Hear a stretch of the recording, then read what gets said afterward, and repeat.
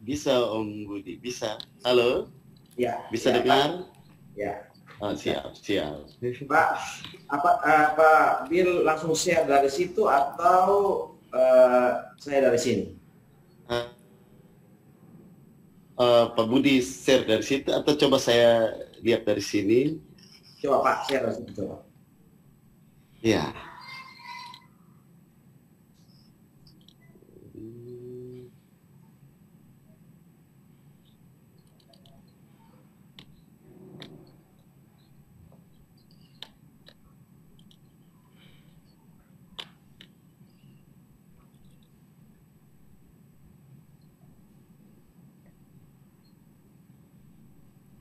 Sudah kelihatan Pak?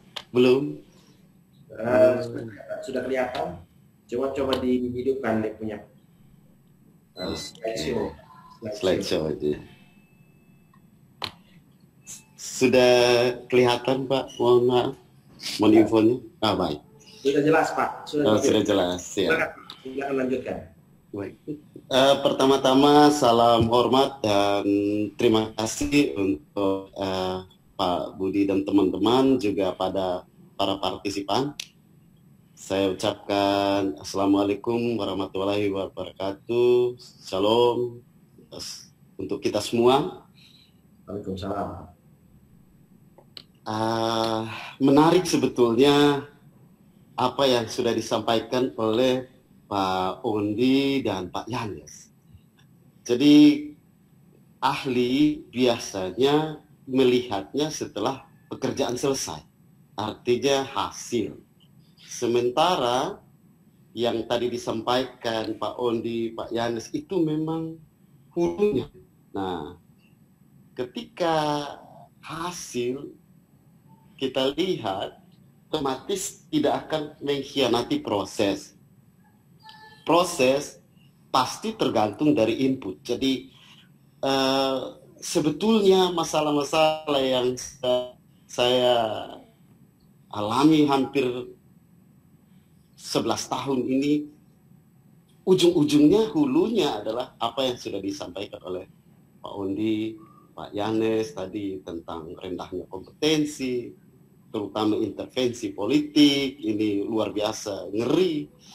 Tanggung jawab etika profesi, kami insinyur sendiri kadang-kadang seolah karena PPK-nya tidak paham, kami rekan-rekan insinyur malah kita berusaha untuk quote-unquote membohonginya. Dan kemudian dari Pak Yanes ada asimetri informasi, kurangnya pengalaman. Lalu terakhir itu klausul kontrak utama yang tadi disampaikan itu benar sekali. Dan itu luar biasa, karena memang saya kebetulan juga ada bawa salah satu bukti laporan yang sudah sidang terakhir saya di Pasar Lili, dan betul apa yang disampaikan terakhir itu ya sayangnya tidak diperhatikan secara sekarang. Asal ada judulnya tapi isinya tidak diatur sedemikian rupa, sehingga itu jadi permasalahan. Mungkin ini pembukaan saya yang sekaligus sebetulnya adalah tesisnya itu. Bapak Ibu. Jadi saya ingin berbagi pengalaman tentang pemberi keterangan ahli konstruksi dalam sidang tipikor. Terutama saya akan melihat substansi sebetulnya penanganan permasalahan hukum dalam lingkup PBJP. Perkenalkan, saya Kusabil Noninope, saya dosen dalam fungsional lektor di jurusan Teknik Sipil Politeknik Negeri Kupang. Pengalaman untuk bidang PBJP, saya pernah dulu menangani PUMKP UKPT, sekarang BPP, kemudian pernah ketua panitia lelang, pejabat pengadaan pernah, kepala UMP juga pernah, saya juga pernah lolos calon PKA LKPP, kemudian juga kalap bahan, kalap survei, pernah juga lead auditor SMM, beberapa organisasi profesi yang saya ikuti, misalnya Asosiasi Tenaga Ahli Konstruksi Indonesia, MTI, PII, Kemudian terkait dengan penanganan permasalahan hukum, saya sudah tangani baik itu dalam konteks penyelidikan maupun penyidikan di atas 100 kasus. Tetapi yang baru sidang 46. Bukan tebang pilih, tapi memang tidak terbukti sebetulnya setelah delete. Jadi yang nyata dan pasti itu yang dinaikkan ke DIK. Kalau ternyata faktor politik misalnya atau administrasi negara atau perdata, laporan sebanyak apapun tentu kita harus hentikan. Kira-kira seperti itu gambarannya. Nah, sebenarnya ada 4 hal yang mau saya bagikan di sini. Pertama, pemahaman umum tentang tindak pidana korupsi. Sebetulnya di mana peran ahli dalam konteks tindak pidana korupsi itu? Apa itu korupsi? Apakah kecurangan sama dengan korupsi? Lalu apa sebetulnya bentuk tindak pidana korupsi di dalam Undang-Undang Tipikor? Lalu unsur tindak pidana korupsi itu apa saja? Dan kemudian saya highlight di kerugian keuangan negara, itu sebetulnya ada peran ahli di situ. Yang lain-lain tidak. Kemudian kerugian negara atau kerugian keuangan negara. Nah, ini memang saya belajar hukum praktis sebetulnya, saya belajar di dalam tataran praktik. Ternyata banyak sekali istilah-istilah yang kadang kita perlu sama-sama pahami dan berbagi. Yang berikut, peran ahli. Sebetulnya apa sih peran ahli? Peran ahli itu bukan bekerja untuk polisi, bukan untuk jaksa, tetapi sebenarnya menambah keyakinan hakim dalam konteks membuktikan sifat atau asas nyata dan pasti. Itu saja. Jadi kalau ada hal di lapangan yang tidak bisa dibuktikan nyata dan pasti, tentu ahli akan berhenti di situ. Dan yang ketiga adalah substansi pemeriksaannya, lalu proses umum pemeriksaannya seperti apa, kemudian nanti akan sharing sebetulnya dominasi temuannya itu yang menjadi sebab timbulnya tindak pidana korupsi. Sebenarnya kuncinya adalah wujudkan saja fisik di lapangan sesuai supaya nyata dan pasti sebagaimana ditetapkan di dalam spesifikasi teknik atau KAK dan atau gambar purna konstruksi. Saya tidak pernah kami pakai gambar rencana, tidak pernah kami pakai gambar shock drawing, tapi yang dipilih ada gambar purna konstruksi karena asas pastinya itu dianggap bahwa gambar purna konstruksi adalah sudah pasti, tidak akan berubah lagi. Kalau gambar rencana masih bisa berubah, gambar soft drawing masih bisa berubah, tapi gambar purna konstruksi atau asbul drawing dianggap sudah tidak akan ada perubahan lagi dan itu asas pasti. Nah, pengendalian pekerjaan ini sering kali menjadi pertanyaan hakim. Apa fungsi PPK dalam hal pengendalian pelaksanaan kontrak? Nah, sebenarnya hanya 3 aja. Biaya, mutu, waktu. Sisa itu adalah kontribusi. 3 ini adalah variabel utama. Ini yang langsung. Yang lain adalah pengukurannya variabel antaranya.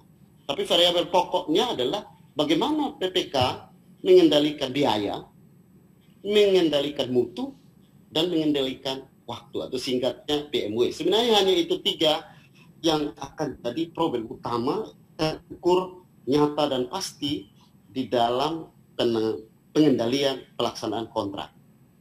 Itu adalah kunci. Bapak Ibu, hari ini di media sosial, di warung-warung kopi, di mana-mana banyak orang bicara tentang korupsi dan kecurangan. Sebenarnya kecurangan itu ada 3. Nah, yang ketiga itu korupsi. 1, 2 saya tidak ungkap di sini, tapi yang 3 itu korupsi. Jadi kecurangan itu akan menghasilkan 3. Salah satunya adalah korupsi. Dari sisi sektor, dalam 1 tahun itu keuangan daerah dan infrastruktur adalah yang paling dominan di dalam tindak pidana korupsi. Itu yang paling dominan. Yang lain-lainnya agak kurang. Tetapi di bidang infrastruktur, di bidang keuangan daerah ini menjadi masalah yang paling banyak dalam tindak pidana korupsi. Nah, sebetulnya apa itu korupsi? Korupsi itu ada dua pendekatan. Yang pertama itu namanya breaking the law. Yang kedua adalah abuse of power. Nanti kita akan lihat yang breaking the law itu yang seperti apa, dan yang abuse of power itu seperti apa. Ini biasanya oleh para pelaku PBJP melakukannya. Mana yang, dan dua-duanya itu dihukum. Ini adalah pengertian korupsi menurut undang-undang penyelenggara negara yang bebas KKN. Jadi korupsi itu sebetulnya istilahnya diatur di penyelenggara negara yang bersih dan bebas dari KKN. Ini sebetulnya yang tadi sudah disampaikan oleh Pak Ondi. Jadi ini memang cikal bakalnya ada di sana. Dari situlah kemudian muncul peraturan perundangan yang mengatur tindak pidana korupsi. Nah, ada 3 di sini. KPK, kemudian Undang 31 2009 tentang pemberantasan tindak pidana korupsi dan perubahannya. Nah, sebetulnya di sini ada istilah korupsi, ada tindak pidana korupsi. Nah, tindak pidana korupsi itu kita harus melihat dari bentuk tindakannya. Nah, jadi kalau kita mau pahami tentang tindak pidana korupsi, maka bentuk tindakannya yang harus diketahui. Kita kenali, lalu kita hindari. Apa saja? Ada 7 sebetulnya bentuk-bentuk tindak pidana korupsi. Ada 7. 1 terkait dengan kerugian keuangan negara. Yang kedua terkait dengan pemberian sesuatu atau janji kepada pegawai negeri atau penyelenggara. Ini biasanya dalam konteks suap atau penyuapan. Yang ketiga berkaitan dengan penggelapan dalam jabatan. Yang keempat terkait dengan perbuatan pemerasan. Yang kelima terkait dengan perbuatan curang. Yang keenam terkait dengan benturan kepentingan dalam pengadaan, itu pasal 12I, dan itu terjadi di kantor saya 8 tahun dan 6 tahun. Itu pasal 12I, kasus pertama dan satu-satunya di NTT. Mudah-mudahan tidak ada yang lain lagi. Hanya ada di Politeknik Negeri Kupang. Dan yang terakhir, gratifikasi. Nah, dari sini sebenarnya peran ahli konstruksi cuma yang nomor 1. Pasal turut memberi keterangan untuk membuktikan pasal 2 dan pasal 3. Yang suap janji dan seterusnya itu biasanya mungkin ahli yang lain. Pencucian uang dan lain-lain. Tapi ahli konstruksi dia hanya terkait dengan bentuk tindak pidana korupsi yang nomor 1. Terkait dengan kerugian keuangan negara. Pasal 2 dan pasal 3. Nah, terkait dengan pasal 2 dan pasal 3 ini yang saya bagi tadi, korupsi itu ada 2, breaking the law dan abuse of power. Breaking the law itu adalah ketika memenuhi unsur pasal 2, maka itu sebetulnya breaking the law.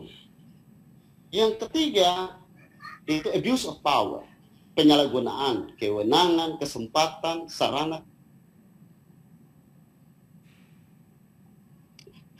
Jadi seringkali di dalam dakwaan tindak pidana korupsi, perbuatan melawan hukum tindak pidana korupsi, APH, jaksa polisi itu menggunakan pasal-pasal yang pasal 2 junto, pasal 3 junto, dan seterusnya.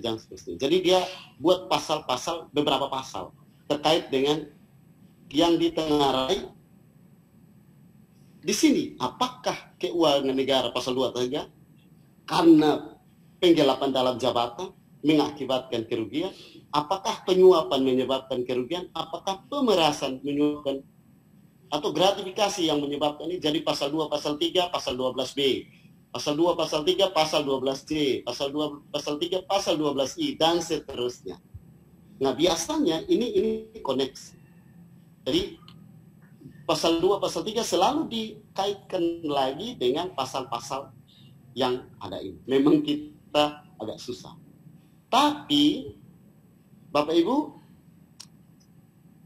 sepanjang ini tidak terjadi, pidana tidak akan pernah ada. Ini masalahnya. Harus dibuktikan ada kerugian keuangan negara. Baru pidana itu ada. Ini susah pembuktian di bawah sini. Benar-benar susah. Sulit sekali. Tetapi bukan tidak bisa. Bisa tetapi susah. Karena itu yang asas yang digunakan nyata dan pasti itu adalah yang ini dulu. Bapak Ibu, jadi breaking the law itu adalah secara melawan hukum. Itu breaking the law. Melawan hukum apa? Formil, material.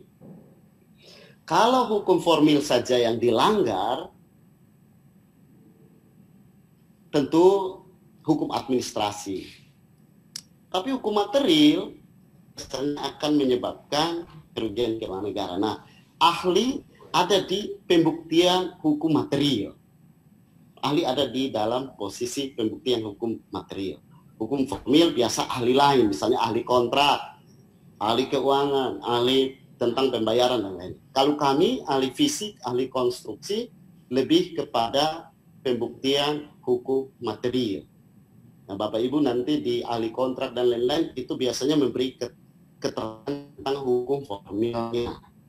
Dua-duanya harus terpenuhi dulu, baru dan merugikan negara baru pidana. Kalau dua-duanya salah satu tidak terpenuhi atau dua-duanya terpenuhi tetapi tidak menyebut, tidak ada akibat yang ditimbulkan, maka tidak bisa pidana. Nah, tidak bisa.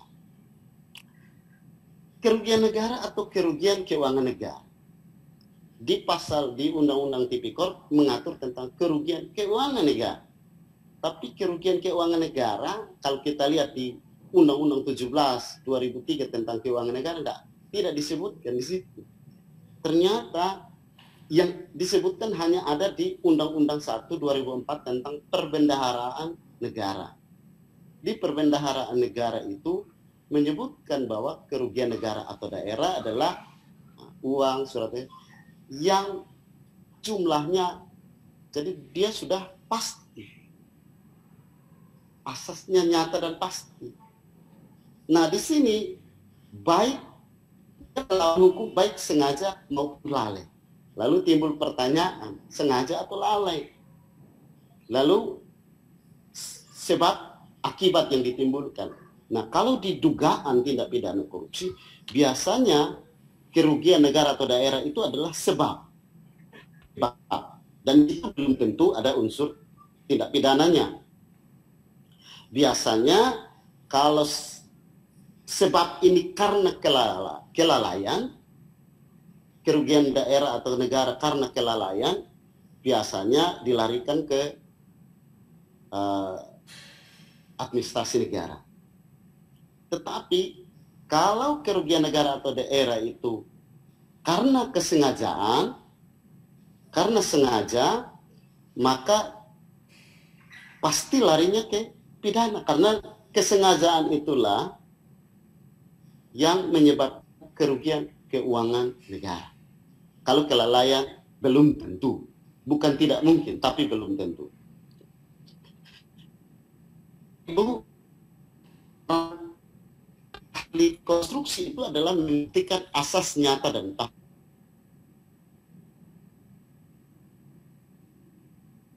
kuantitas dan harga yang tercantum di dalam kontrak itu harus dapat dibuktikan secara nyata dan pasti di lapangan. Harus terang, harus jelas, harus benar, harus ada buktinya, harus berwujud, dan dapat dibuktikan. Pasti itu artinya sudah tetap, sudah tertentu atau tidak boleh tidak. Apa yang diperjanjikan itu harus nyata dan pasti. Bapak Ibu, biasanya di dalam proses pembuktian itu ada dokumen-dokumen yang kami minta terlebih dahulu, ada 7 dokumen dan sisanya adalah dinamika lapangan. Biasanya tergantung perkembangan di lapangan. 7 ini wajib harus ada. Pertama, yang pasti kontrak dan lampirannya daftar kuantitas harga, spesifikasi teknis, gambar purna konstruksi, pengujian mutu. Kalau di barang itu ya hasil uji pabrikan dan seterusnya. Kemudian kemajuan pekerjaan, laporan akhir, dokumentasi, itu 7 dulu. Dokumen lain biasanya diperoleh saat kalau memang itu dinaikkan dan dinamika lapangan. Kalau 7 ini sebetulnya indikasinya sudah bisa dilihat dari 7 dokumen ini. Dari 7 dokumen ini indikasinya sudah pasti dapat dilihat. Nanti kita akan dalami sebetulnya substansi pemeriksaan ahli itu berpedoman pada mutu produk. Karena nomor 1, 2, 3, 4 itu biasanya dalam proses. Ahli tidak bisa tahu tentang metode pelaksanaan di lapangan seperti apa. Personil yang dilibatkan itu seperti apa. Alat yang ada di sana itu apa. Tidak tahu. Tetapi mutu produk itu mencerminkan proses. Jadi mutu produk itu adalah hasil pelaksanaan pekerjaan. Hasil pelaksanaan pekerjaan sebetulnya menggambarkan proses. Nah, ada dua yang nilai, kualitas dan kuantitas. Kualitas seringkali berhubungan dengan pemenuhan syarat yang tertuang di dalam spesifikasi teknis. Itu kualitas. Nanti metode pengujian tergantung dari standar spesifikasi teknis yang ditetapkan, maka kami punya metode ujinya banyak sekali, alatnya juga banyak. Yang kedua, aspek kuantitas. Aspek kuantitas biasanya kalau di dalam pekerjaan konstruksi kami lihat dari gambar purna konstruksi. Kalau di barang gampang, tinggal hitung jumlahnya, terpasang berapa. Nah, di sini biasanya kita akan lihat memenuhi syarat atau tidak memenuhi syarat spesifikasi dan atau gambar. Secara umum biasanya proses pemeriksaan itu didahului dengan surat permintaan bantuan tenaga ahli, berikut dokumen-dokumen yang tadi kami minta, kami telaah, kemudian kami hasil telaah itu ada keyakinan bahwa ada asas nyata dan pasti di dalam situ. Kalau tidak ada, biasanya kami hentikan proses. Tapi itu ada keyakinan, kami lanjutkan ke investigasi lapangan untuk proses pembuktian. Karena kalau tidak ada, maka tidak yakin ada nyata dan pasti, biasanya kita serahkan kembali untuk dilaksanakan mungkin hukum administrasi negara dan lain-lain. Dan ini ada contoh masalah yang sebetulnya hanya dari foto sudah bisa mengkonfirmasi bahwa mutu produk bermasalah dan pasti kami memiliki keyakinan bahwa ini asasnya jelas, nyata dan pasti. Sudah nyata pekerjaannya seperti ini dan pasti dapat dibuktikan. Ini adalah contoh kasus yang sudah selesai. Ini di Kalimantan Utara, saya kebetulan ke sana, ada BPS, JPU, dan ini sudah selesai sidang ini kasus 2017 dan 2018. Jadi dari Kalimantan mengirimkan produk seperti ini, kemudian dengan pola retak jalan seperti ini, saya sudah yakin bahwa pasti ada sesuatu, dan setelah pergi di lapangan, oh ternyata dibuktikan seperti ini. Jadi kami mungkin hanya lihat dengan pola retak seperti ini, kami sudah bisa tahu apa yang akan terjadi di lapangan. Jadi mau tersembunyi pun sebetulnya secara visual fungsi istilahnya forensiknya pasti jalan. Sama halnya dengan yang gambar sama. Ini beberapa contoh. Ini adalah